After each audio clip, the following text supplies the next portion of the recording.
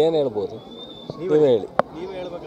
ಈಗ ಆಯಿತು, ನೀವೇ ಹೇಳಿದ್ರೆ ಅವರು ಒಬ್ಬರು ಮಾಜಿ ಮುಖ್ಯಮಂತ್ರಿಯಾಗಿ ದೇಶ ಆಳಿದಂಥ ಪ್ರಧಾನಮಂತ್ರಿಯವರ ಮಗ ಈ ರೀತಿ ಬಾಯಿಗೆ ಇಡ್ತಾ ಇಲ್ದಲೆ ನಾಲಿಗೆ ಇಡ್ತಾ ಇಲ್ದಲೆ ಬಾಯಿಗೆ ಬಂದಂಗೆ ಮಾತನಾಡಿದ್ರೆ ಅದಕ್ಕೆ ನಾನು ಒಬ್ಬ ಉತ್ತರ ಕೊಡಬೇಕಾ?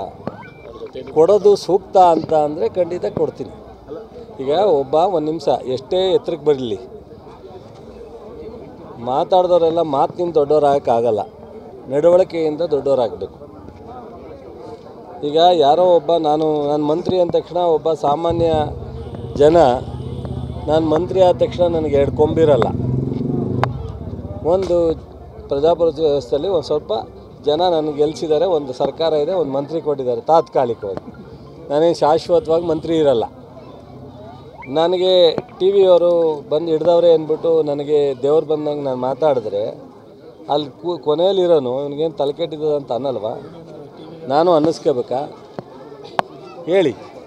ಈಗ ಆ ಥರ ಏನಾದ್ರು ಬಾಯಿಗೆ ಬಂದಂಗೆ ಹೇಳಿಕೆ ಕೊಟ್ಟು ಸಾರ್ವಜನಿಕರಲ್ಲಿ ನಾನು ಸಹ ಹಾಸ್ಯಪದವಾಗಿ ಕಾಮೆಂಟ್ ಮಾಡುವಂಥ ಪರಿಸ್ಥಿತಿ ನಿರ್ಮಾಣ ಆಗಲಿ ನಿಮಗೆ ಅಂದರೆ ನಾನು ಕಾಮೆಂಟ್ ಮಾಡ್ಬೋದು.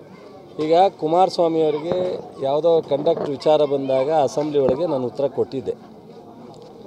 ಅದೇ ಸಂದರ್ಭದಲ್ಲಿ ಹೇಳಿದ್ದೆ, ಏನಾದರೂ ಇತಿಹಾಸನ ಚರ್ಚೆ ಮಾಡಬೇಕು ಅಂತ ನಿಮಗೆ ಇಷ್ಟ ಆದರೆ ಒಂದು ದಿವಸ ಟೈಮು ನಿಗದಿ ಮಾಡಿ ಇಲ್ಲೇ ಅಸೆಂಬ್ಲಿನಲ್ಲಿ ಸ್ಪೀಕರ್ಗೆ ಮತ್ತು ಎಲ್ಲ ಸದಸ್ಯರಿಗೆ ರಿಕ್ವೆಸ್ಟ್ ಮಾಡೋಣ, 1 ಅವರು ಫಿಕ್ಸೆ ಮಾಡಿ ಎಲ್ಲನೂ ಚರ್ಚೆ ಮಾಡೋಣ ಅಂತ ನಾನೇ ರಿಕ್ವೆಸ್ಟ್ ಮಾಡಿದ್ದೆ.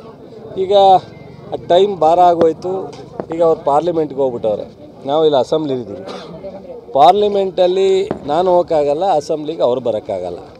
ಈ ಸಂದರ್ಭದಲ್ಲಿ ಅಲ್ಲಿ ಅದು ಒಂದು ಸೂಕ್ತವಾದಂಥ ವೇದಿಕೆ ಚರ್ಚೆ ಮಾಡಲಿಕ್ಕೆ. ಈಗ ಟಿ ವಿಯವ್ರ ಮುಂದೆ ಸಾರ್ವಜನಿಕ ಸ್ಥಳಗಳಲ್ಲಿ ನನಗೆ ನನ್ನ ನಾಲಿಗೆಯನ್ನು ಅರಿಬಿಡಿಕೆ ಸಾಧ್ಯ ಇಲ್ಲ. ನಾನು ಒಂದು ನಿಮಿಷ ಹೇಳ್ಬಿಡ್ತೀನಿ.